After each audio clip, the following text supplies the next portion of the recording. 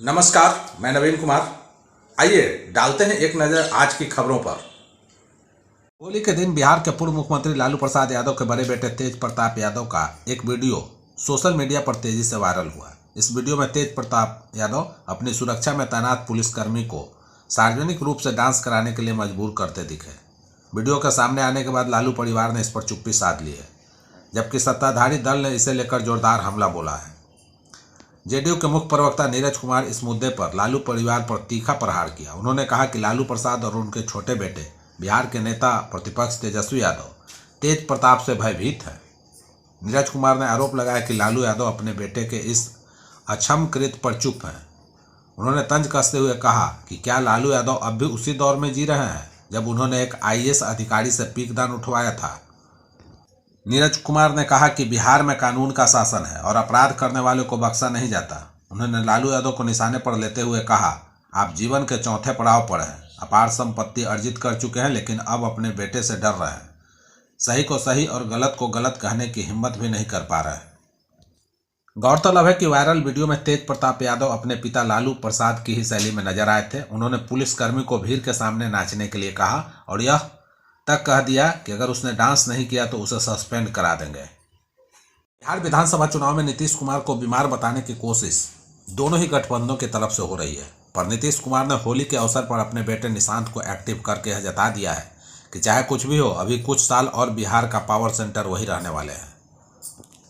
मुख्यमंत्री नीतीश कुमार के बेटे निशांत कुमार की राजनीति में एंट्री की अटकलें थमने का नाम ही नहीं ले रही है, पर जिन लोगों ने सीएम हाउस में होली मिलन समारोह देखा, उन्होंने महसूस किया कि निशांत को उत्तराधिकारी बनाने की बस औपचारिकता ही बाकी रह गई है।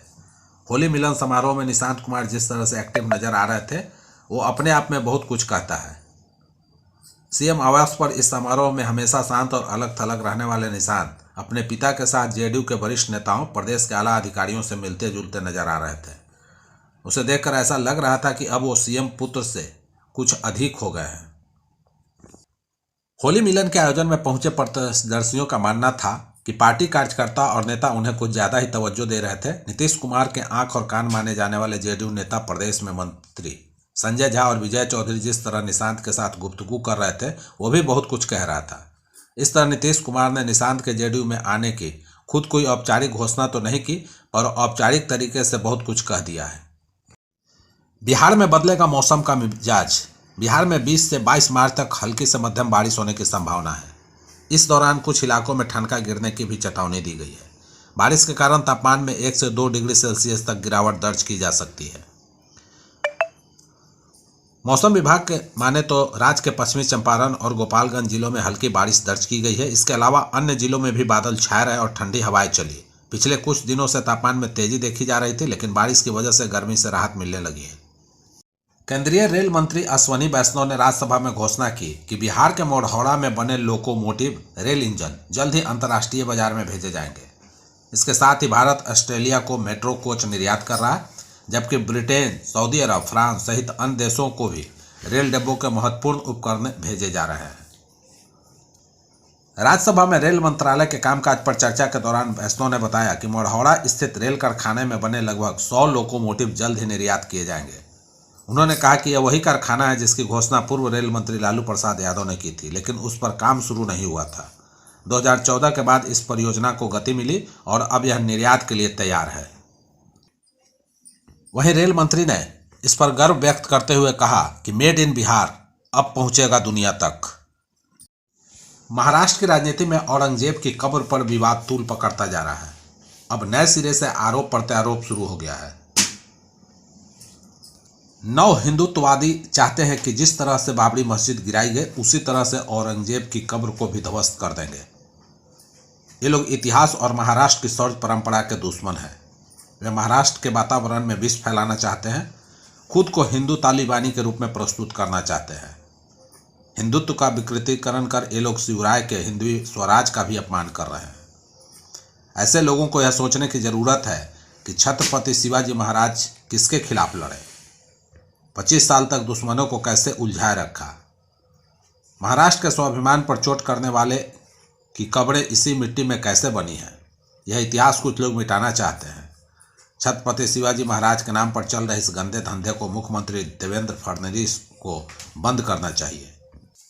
यशवंत राव के कहने का मतलब था कि अगर शिवाजी महाराज नहीं होते तो भारत के और भी बड़े हिस्से पर शायद आपके और मेरे घर तक भी मुसलमानों की भारी आबादी होती और उस भूभाग पर भी पाकिस्तान ने दावा किया होता। यह सच है।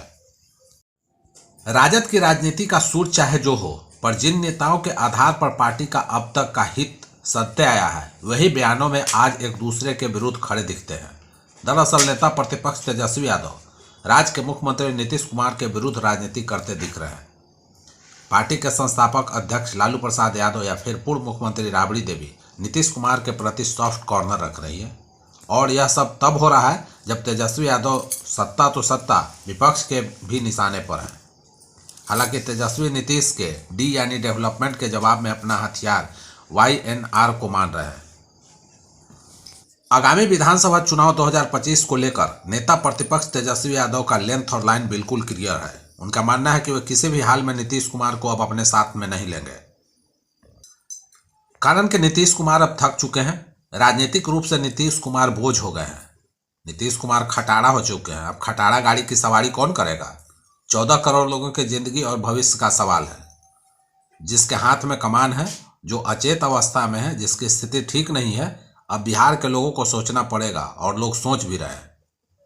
बस बात तो यह है कि तेजस्वी यादव के सुर से सुर उनके परिवार के लोग ही नहीं मिला रहे हैं। राजद सुप्रीमो लालू प्रसाद यादव ने होली पर एक्स पोस्ट किया और उससे दूसरा ही संकेत मिला। लालू ने लिखा कि हर पुरानी बात भूलकर आओ, करें नई शुरुआत।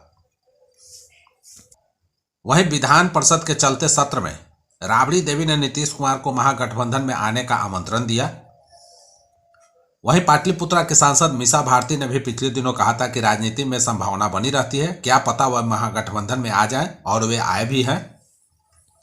हालांकि तेजस्वी यादव जिस YNR की बात कर रहे हैं उसमें Y का मतलब यूथ, N का मतलब नौकरी और R का मतलब रोजगार, कारोबार है। जदयू के प्रदेश अध्यक्ष के खास माने जाने वाले एक नेता ने बिहार के कई शहरों के नाम बदलने का ऐलान कर विवाद खड़ा कर दिया है।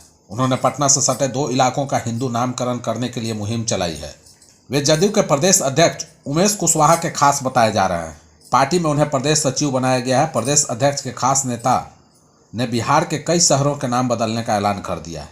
वे मुस्लिम नाम वाले शहरों के हिंदू नामकरण का ऐलान कर रहे हैं, ठीक वैसे ही जैसे उत्तर प्रदेश की योगी सरकार ने इलाहाबाद जैसे शहरों का नाम बदला है। अब इनका कहना है कि हाजीपुर को महावीरपुर बनाया जाए और सोनपुर को हरिपुर बनाया जाए। अब नेताजी के बारे में भी जान लीजिए। जेडीयू के प्रदेश सचिव राहुल परमार ने पटना से ठीक सटे 2 शहरों के हिंदू नामकरण का ऐलान किया है। जेडीयू ने राहुल परमार को सोनपुर विधानसभा क्षेत्र का प्रभारी बना रखा है। राहुल परमार ने सोनपुर व हाजीपुर का नाम बदलने को लेकर अभियान चला रखा है।